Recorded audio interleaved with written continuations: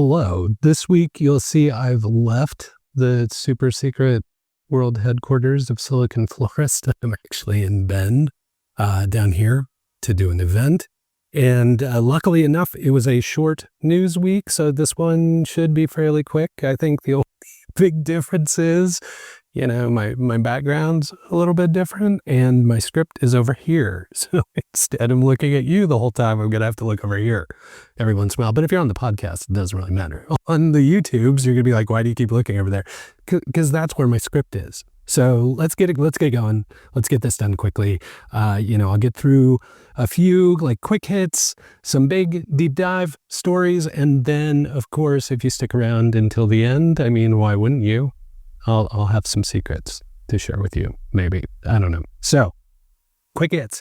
I wanted to remind you that the Founder Mental Health Survey that I've promoted a couple times is closing on May 31st. So if you're a founder, if you're comfortable anonymously sharing information about how you're feeling, your emotional state, your emotional well-being, your behavioral health, if you're willing to complete a survey to help people better understand what you're going through as a founder, they are compiling this kind of report on founders and their mental health. And, I've talked about it for a long time, how being a founder can be the most stressful and challenging thing that anyone ever tries to do. And I respect how difficult it is and appreciate all the stress that you're going through, but I don't think the general public has a good understanding of that. So if you're so willing, please take the opportunity to respond to the Founder Mental Health Survey.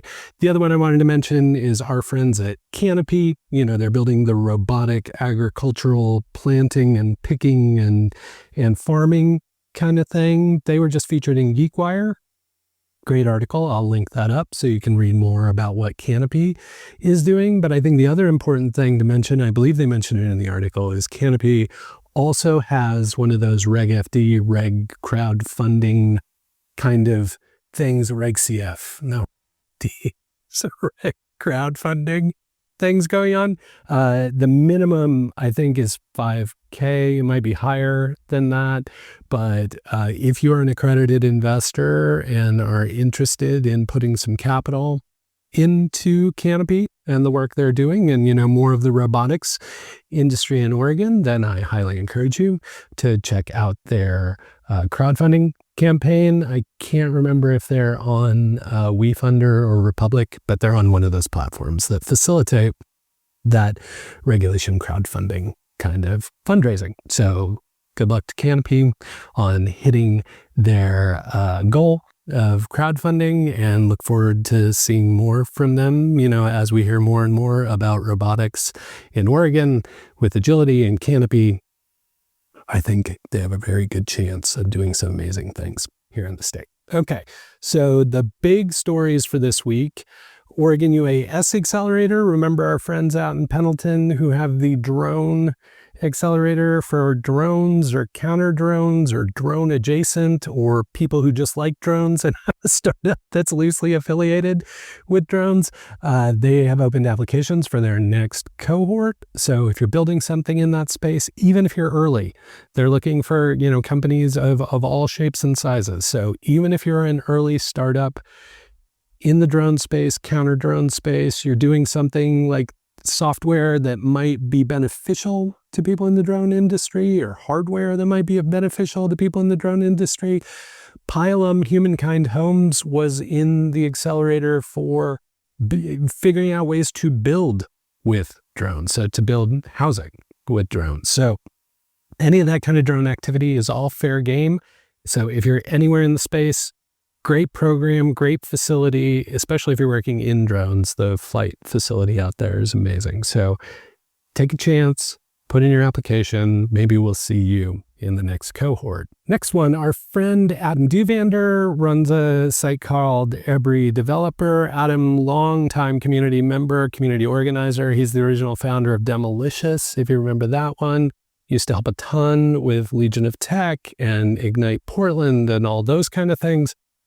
As well as work at a variety of companies. here in town. And way back when, Adam worked for WebMonkey, which was one of the original kind of developer-focused blogs back in the early days of the web. So Adam's been in this game for a long time, supporting developers and developer relations kind of programs.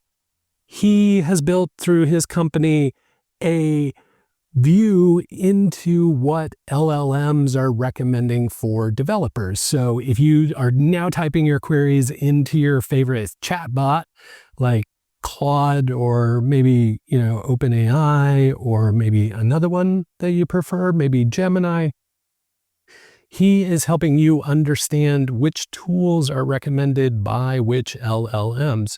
And that can be helpful in one of two ways. One, you can see what the popular tools are being recommended by those LLMs. And then I think the other important part is if you are building a tool in the space, you can gain a better understanding for how your competition is being represented or how complementary tools are being represented by LLM. So it's a really interesting look into the world of developer tools and the world of LLMs that, I think 9 times out of 10 these days, people gravitate to chatting with their AI agent or client before going to a more traditional search engine. So really happy to see this built out. I will keep an eye on it. It's updated dynamically, so the latest and greatest is always available to you. Thanks again to Adam and his team for building out this LLM site, and I'm looking forward to seeing where it goes from here. And then finally, Portland Office of Small Business, our friend Mitch Doherty. I co-founded Built Oregon with him way back when. He was hired by Prosper Portland to run the Office of Small Business for Portland, a much needed thing. And he has now been at it for a full year. They officially launched a year ago. He wrote up a blog post that I'll link up that shares some of the metrics. Like I think they've talked to over 700 businesses in that time, he and his team. It's a small team, but they're doing a lot of work. They're focusing on district by district. They're getting electeds out to meet with small businesses.